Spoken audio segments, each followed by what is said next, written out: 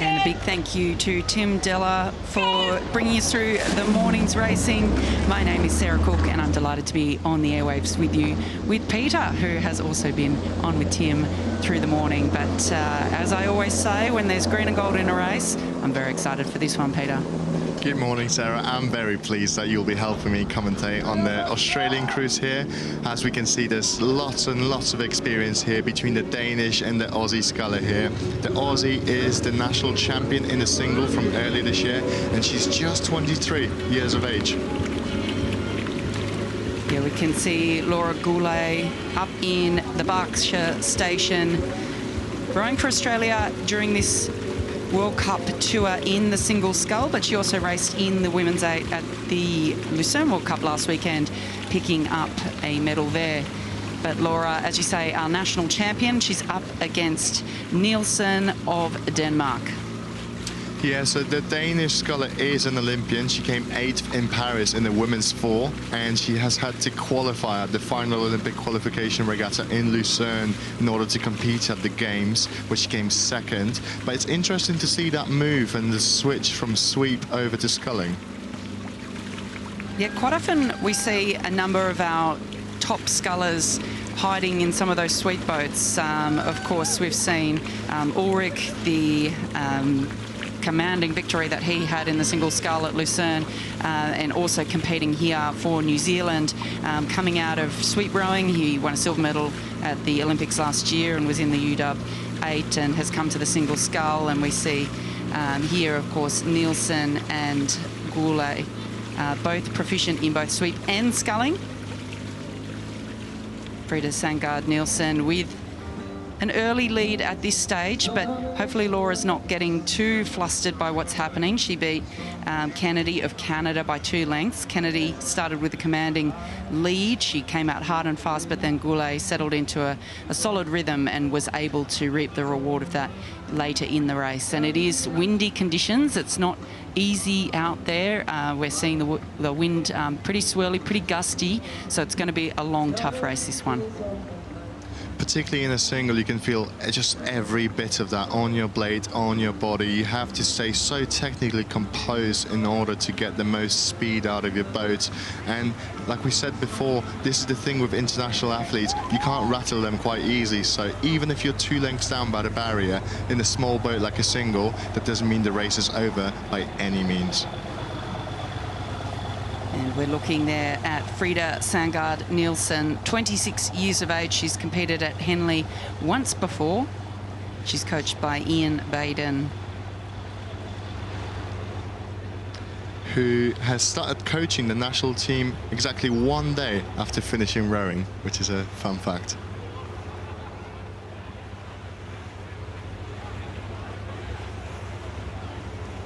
Nielsen looking pretty comfortable at the moment, as is Gourley, who is coming past us there on screen. She's coached by Ellen Randall. Ellen was recently made a life member of Rowing Australia and is current coach in the Hancock Prospecting National Training Centre in Penrith. Ellen's ethos is to develop well-rounded human beings that are empowered to be the best they can be. How good's that? That is a very good motto, and I would definitely stand by that as an athlete. So she's been coaching the national team since the 80s, so she would have seen all sorts of different racing, the evolution of the sport. What do you think she would say to Laura here before this race? Well, I can see Ellen sitting in the boat following her. She's at the front of the boat there next to the umpire, Alison Fires. We see a little look come over from Laura, and I think that Ellen would just be telling her just to stay cool, just stay in your process, keep the boat moving along, don't let it get too bogged down in this sort of head breeze. I think it's a head breeze out there. It certainly looks like that on the water. In these heavy conditions, don't get too bogged down, keep it moving, and just stay in your process and stay calm. It's quite nice for Frida in a Danish boat on a Buckinghamshire station just to control the race and see if Laura's making any moves. She can quite nicely respond to them, as she's got that great insight of just being a couple of lengths up.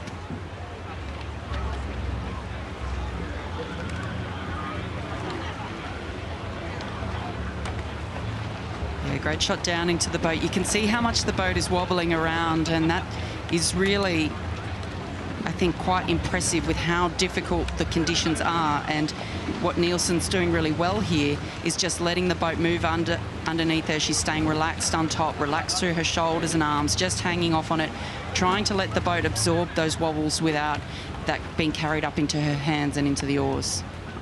Yes, absolutely, Sarah. And a lot of these athletes, particularly single scullers, they will be so finely tuned to their own boats that they will be able to deal with those conditions. But the thing about racing at Henley for these international crews, they actually have to source their boats from the local clubs in the UK. You can see the Danish scullers rowing in a Napa Thames single. So to be able to maintain that level of technical composure and comfort to row in those gusty, bouncy, bumpy conditions is just great. And look at that, she just made yet another move going past Remenham, heading into the last 500 of this race. It looks to me like a length of lead of about 4 lengths. Yeah, I think Nielsen just looking really well connected through the front there. You get a great shot back at the boat, and you can see those oars that she just is really direct through the front end and then just hanging. She's not getting impacted by the rolly water or the gusts as they come along. You know, she'll get a little wobble, but she just doesn't let it phase her. She just keeps going, keeping the boat moving, and that's starting to pay dividends as we're coming into the last stages of this race. As rowers, core training is a huge part of our regiment and regime, and it comes in fantastically during moments like this where you just have to stay upright and loose and not let anything that the water's doing affect you.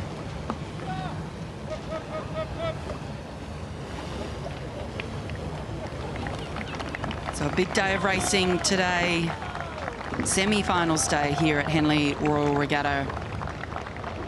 And Laura's part of a pretty big contingent of Australian crews here. We've got about 35 Australian crews in total, clubs, schools, universities, and the national team, of course. I think we've got 9 Australian boats in semi-finals today, so Laura's the first cab off the rank with that. And we've seen some of those crews like Kinross Walleroy and the Schoolgirl 8 having a great week, or the Junior 8, I should say, in the Prince Philip.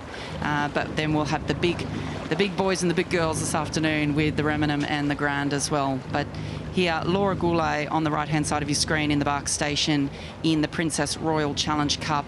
Currently, she's not able to get the edge on Frida Sandgaard Nielsen, who's basically led from start all the way down to the enclosures, which is where we are now. But a great shot there of Laura Gourley from Australia. That early lead she's worked up has been paying her dividends throughout this entire race. I don't think anything is going to get in her way now, but it is really great to see so many crews from Australia coming over to Henley year after year and enriching our event.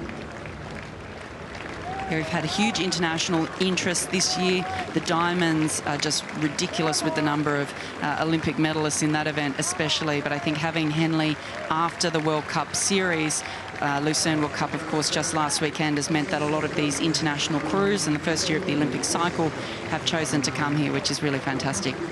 Yeah, for anyone overseas, you're already in Europe. Henley's only a short trip away from Switzerland, so welcome. And a really skillful row there from Frida Sandgaard Nielsen of Denmark. She will progress to the final tomorrow in the Princess Royal Challenge Cup. And coming across the line now is Laura Gourley of Australia. Well, Frida's going to have a really tough race against Lauren Henry of GB tomorrow. She's been on fire today, beating the Lithuanian sculler earlier on.